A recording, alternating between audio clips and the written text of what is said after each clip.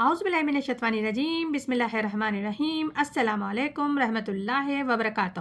حدیث مبارک ہے کہ جو شخص گھر کے اخراجات اور غربت کے خوف سے شادی نہ کرے گا تو وہ ہم میں سے نہیں، کیونکہ کل بھی ہم نے سورہ بقرہ میں پڑھا تھا جس میں ارشاد ربانی ہو رہا تھا کہ اللہ تعالیٰ فرما رہے تھے کہ ہمارا رزق کسی خاص کے ساتھ نہیں، میرے ثمرات دنیا کے ہر بندے کے ساتھ، مخلوق کے ساتھ ہیں، یعنی کہ انسان، حیوان، چرند پرند سب کا رزق میری ذمہ داری ہے۔ لیکن انسان جو کفر کرتا ہے، میری ناشکرانی کرتا ہے، نافرمانی کرتا ہے احکامات کی، تو مرنے کے بعد میں اس کو دوزخ میں ضرور پہنچاؤں گا، اور وہ بہت بری جگہ ہے۔ آگے ارشاد ربانی ہے وَإِذْ يَرْفَعُ إِبْرَاهِيمُ الْقَوَاعِدَ مِنَ الْبَيْتِ إِسْمَاعِيلُ رَبَّنَا تَقَبَّلْ مِنَّكَ أَنْتَ السَّمِيعُ الْعَلِيمُ۔ اور یاد کرو جب اٹھاتے تھے ابراہیم علیہ السلام بنیاد خانہ کعبہ کی، اور اسماعیل دونوں دعا کرتے تھے، اے پروردگار ہمارے قبول کر ہم سے، بے شک تو ہی سننے والا اور جاننے والا ہے۔ تو اس آیت میں بتایا جا رہا ہے کہ یاد کرو جب ابراہیم علیہ السلام اٹھا رہے تھے ہمارے گھر کی بنیادوں کو اپنے بیٹے اسماعیل کے ساتھ، باپ بیٹے دونوں لگے ہوئے تھے۔ اس آیت میں اشارہ ہے کہ حضرت ابراہیم علیہ السلام بانی نہیں ہے خانہ کعبہ کے بنانے کے، بلکہ حضرت آدم علیہ السلام نے یہ پہلا گھر بنایا ہے اللہ کا۔ اس کی بنیادیں رہ گئی تھیں، صرف اس کی بنیادیں رہ گئی تھیں کیونکہ یہاں سیلاب کا راستہ تھا، تو اکثر و بیشتر سیلاب آیا کرتا تھا، تو اس کی وجہ سے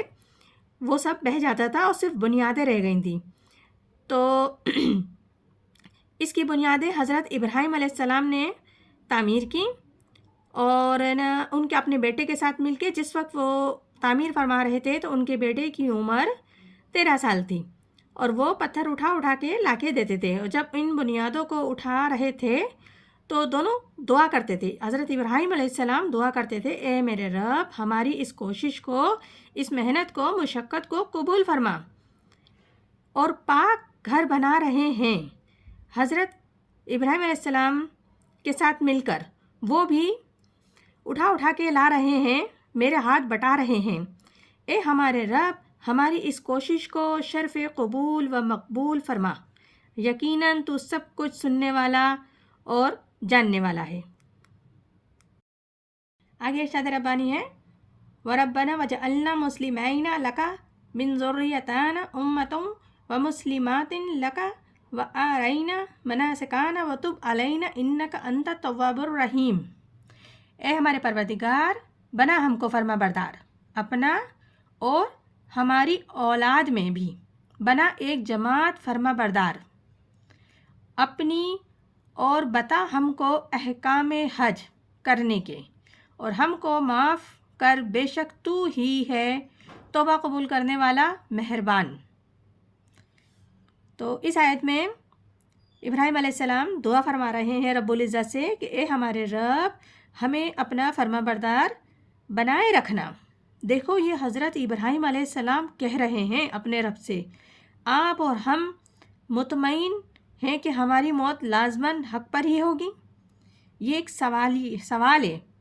کہ ہم کس طرح مطمئن ہیں کہ ہم حق پر ہی ہیں۔ وہ پیغمبر سلام، اللہ کے دوست، اللہ خانہ اللہ کا گھر تعمیر جو فرما رہے ہیں، وہ دعا کر رہے ہیں اللہ تعالیٰ سے کہ ہمیں حق پر رکھنا۔ تو ہم بہت بڑے دھوکے میں ہیں، ہمیں ڈرنا چاہیے اور ڈرتے رہنا چاہیے، اللہ سے پناہ طلب کرنا چاہیے۔ اور ابراہیم علیہ السلام دعا کر رہے ہیں، اور ہم دونوں کی نسل میں سے ایک امت اٹھانا جو میرے رب تیری فرما بردار امت ہو، اور اے میرے پروردگار تیرا گھر تو ہم نے بنا دیا، اب اس گھر کے رسومات ہمیں سکھا، جیسے مناسک حج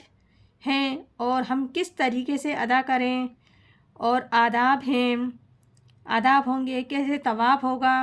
کیا کریں گے، اور ہم پر اپنی شفقت کی نظر فرما، یقیناً تو ہی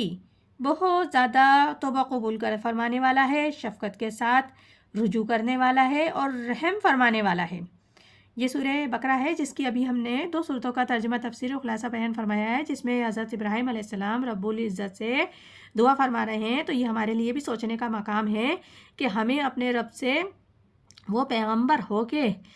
اور اللہ کے منتخب پیغمبر ہو کے جس سے رب راضی ہوا، وہ بھی دعا کر رہے ہیں کہ ہمیں ایمان پہ رکھنا۔ تو ہمیں یہ سوچنا چاہیے کہ ہم کہاں کھڑے ہوئے ہیں۔ تو یہ قرآن پاک ہماری ہدایت کے لیے ہے، خدا را اس کو سمجھو